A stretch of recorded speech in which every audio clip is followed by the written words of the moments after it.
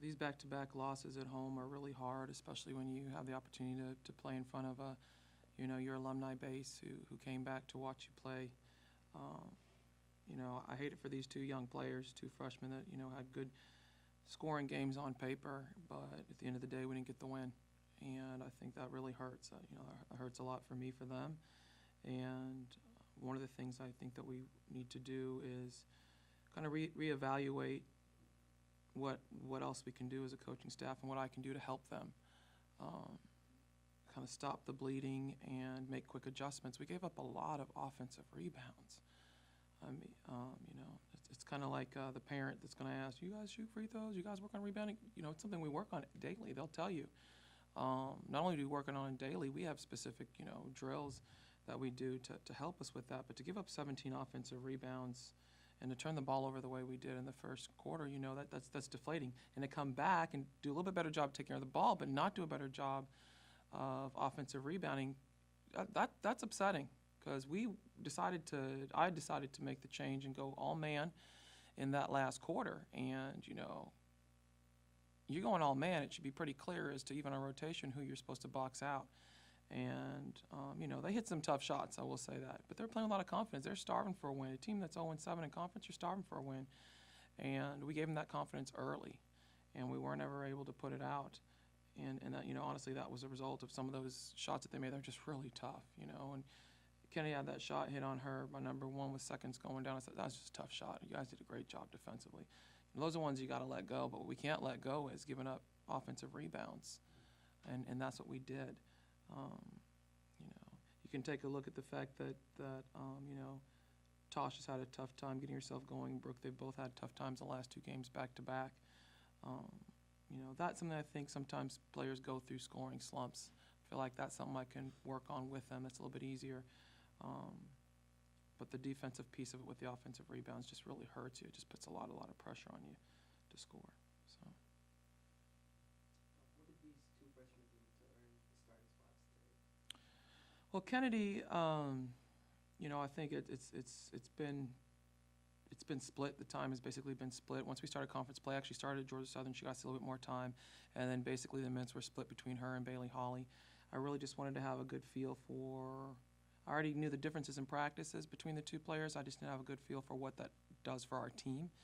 And I think the insertion of Kennedy takes off some of the offensive pressure sometimes that can be felt. She's just got a really good innate sense of the floor and seeing things. And, I had to get to a place where I really trusted the fact that she's going to be able to understand to do what we were asking her to do defensively. It wasn't necessarily the offensive piece of it. So after time, if you take a look at the stats, over the last 5 to 6 sequence of games, the numbers really jump out at you for me. In addition to that, she picked it up defensively in practice, which I think sometimes it's not always easy for players on our team to understand the defense that we run and why we run it. And so it was pretty simple with the nod for me. Our forward position has kind of been, a little bit of a carousel for us, trying to figure out that right person. We were starting Jacayla Bowie, who was a freshman. Then I made the change to start with Jayla Johnson at that forward spot. I think maybe, Hood, you started one game for us? Did you start in New Mexico? No. Okay, I played you a lot in New Mexico, though. No different than Kennedy. It's just a matter of figuring out. Once they figure it out, when it clicks, to me, it's time to go. Give them more time. Give them an opportunity. An opportunity presented itself, and it was great to have, Hood out there. And she earned the spot. In addition to that, she didn't just earn it, but she practiced really hard and did a good job for us. I think it's pretty obvious tonight. The thing about freshmen is they don't know what they don't know, so they're going to come out and they're going to play hard. Once they buy in the system, they're going to do everything they can. They're going to make mistakes at times, but I think one of the things you recognize with these young women is that they're going to come back in and try to make up for those, whatever that might mean. Sometimes it might be a turnover trying to make up for it, but they're going to try to make up for it, and they're not going to back down. And I think that adds another option for us, obviously, from an offensive standpoint when Tosh and Brooke are struggling like they are. You mentioned Kennedy. What was working for you guys today?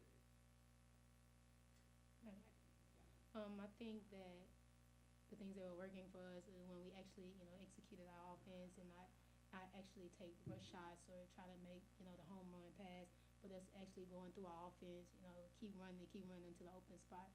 Credit to Georgia Southern's defense. They did well in trying to take away our primary scores. Denise, I have a question for you. You played with guards like Kiana Williams, you played with Desiree Hallwell. what do you say to Tasha and Brooke when you see them struggling like that? What can you say as a teammate to them to build their confidence up? Just tell them keep shooting, keep going hard, and we keep picking them up. We right there with them.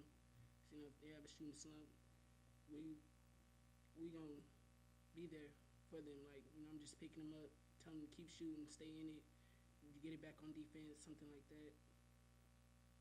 You know your San Antonio Ballers. Yeah, you do. You know your women's basketball players. She played with some great ones.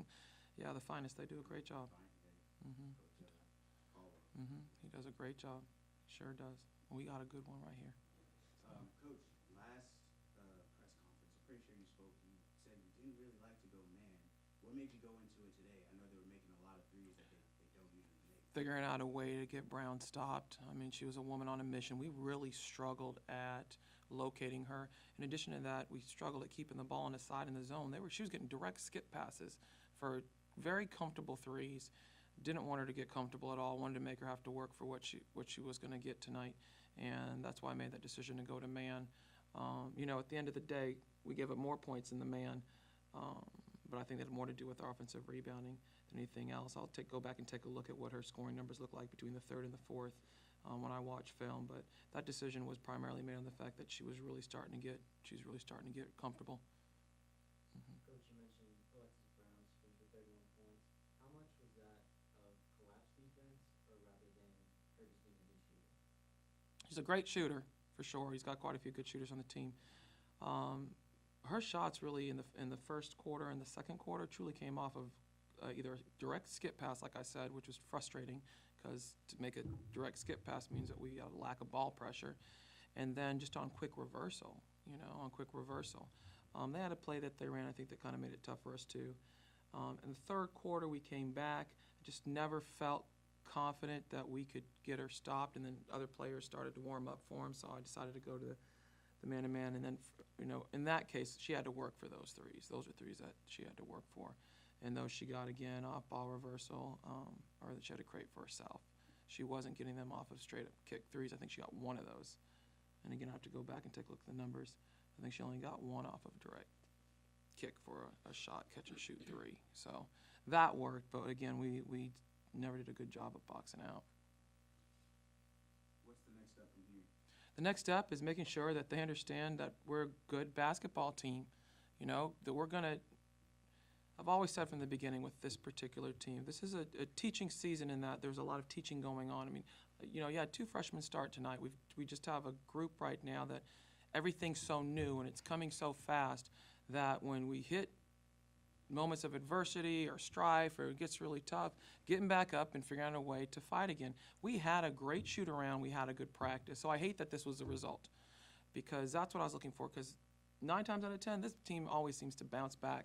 And so just making sure that they understand when we watch film what it is we need to do to make those adjustments, because we got a tough game at UTA. I mean, UTA is a good team, a really good team. Then we got to go back to the Carolinas.